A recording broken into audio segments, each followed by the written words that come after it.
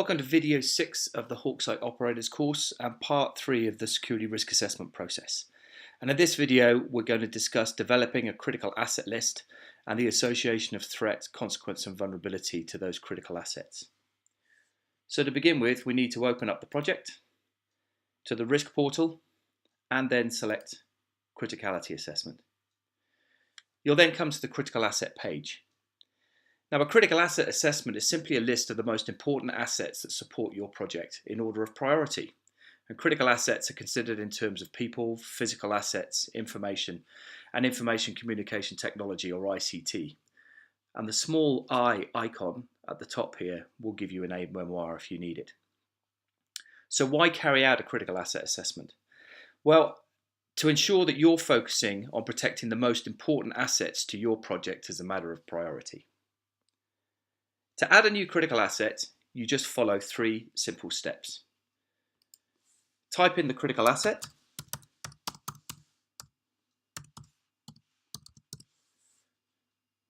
Type in the asset owner. In this case, we'll say it's HR, or it could be an individual. And then select the level of criticality to the organization, the group, or the individual, dependent on what type of project that you're dealing with. So in this case, we will say that our people are absolutely essential. It's important when selecting the criticality from the table that you do it in terms of the project under review. So for example, an office risk assessment would be based on the organization, not the people within it. Now, when you've completed these steps, you have a choice of either pressing save, in which case the asset and the level of criticality will be added to the list, or to save and continue. Now, save and continue, which is what we're going to do now, takes you through the following workflow.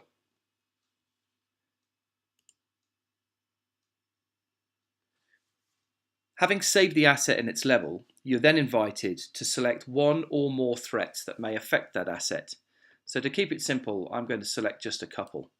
We'll look at malaria and illegal detention, but you can select as many as are relevant. You can also press save here, but that will just save you at that particular part of the workflow, and I'll show you in a minute how you can re-enter that workflow and finish off and edit anything that you've put it into the assessment. We're going to press save and continue, which takes us to the next part of the workflow, which is to look at the consequence of that threat against the asset. So in this case, malaria arguably could be fatal. And then I press actions and close, which allows me then to go on to the next one, illegal detention, which in this case I'm going to say may result in serious injuries. And I can make one or more consequence selections if there are one or more consequence drivers. So in this case, I'm just going to do the 2. Press close. And then on completion, I go to action save, in which case I save at this point of the workflow, or save and continue, which takes me to the last part of the workflow. So finally now we're coming to the vulnerability assessment. The first 5 tabs define target attractiveness, visibility, iconic status, interdependence, threat access, and collateral exposure. Now, when considering the target attractiveness of the project, the critical assets, you should consider it in terms of the project as a whole. And therefore, this will become quite a repetitive process in which you'll put the same level of target attractiveness in for each critical asset. However, in some cases, the critical asset's target attractiveness does vary from the project. And the clearest example that I use is that when a person is on the site of a project and or wearing a site uniform, they're clearly identified as part of the project.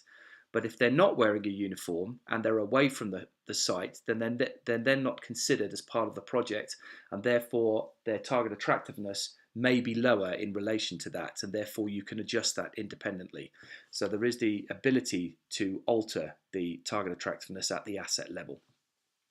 In order to select the target attractiveness on one of these 5 tabs, you go to the field under current selection, where again a table will open up. And again, depending on whether you're looking at an individual, an organization, which in most cases we use, or a community, you can make the relevant selection. A summary of that selection appears under the selection detail, and in this box you're able to type your own text to justify your selection and even upload images should you require.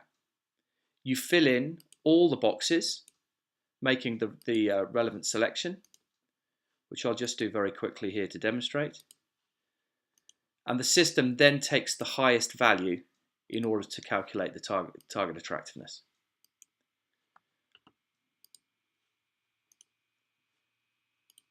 The next field we come to is the current level of protective and reactive security controls. Protective security controls are controls that, in the main, reduce likelihood, and reactive security controls likewise reduce, in the main, impact. It should be noted that the simple rating I'm going to show you is going to be replaced by a more detailed assessment of control level effectiveness when the risk treatment plan is developed, but it's required that we make a basic assessment at this stage in order that an initial risk register can be created. So you'll see with protective security control, we can see a rating between unsatisfactory and excellent, and I'm going to say that it's satisfactory in that the systems exist but they haven't been tested, and reactive security control I'm going to say are a little bit better, and although there's room for improvement, we'll assess them as good. And again, I can write free text in the boxes below and add an image as required to justify those findings.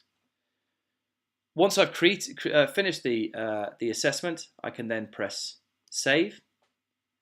It'll take me back to the critical asset list, and you can see now that for each critical asset you get a tick in each box to tell you that you've completed the full association of threat, consequence and vulnerability to each critical asset that you've identified in your list. Should you wish to edit any part of that critical asset workflow, you can edit the critical asset, threat, consequence, vulnerability, or if you've saved part of the way through a workflow, re-enter the workflow using the edit button I'm showing you here on the far right hand side. Now, in order to reduce replication of information, for example, if you have a number of offices that you're reviewing that carry out a similar role, you can create a template. And all that you do is press the Actions drop down, select as a template, fill in the name that you wish to give to that template, and then press Save.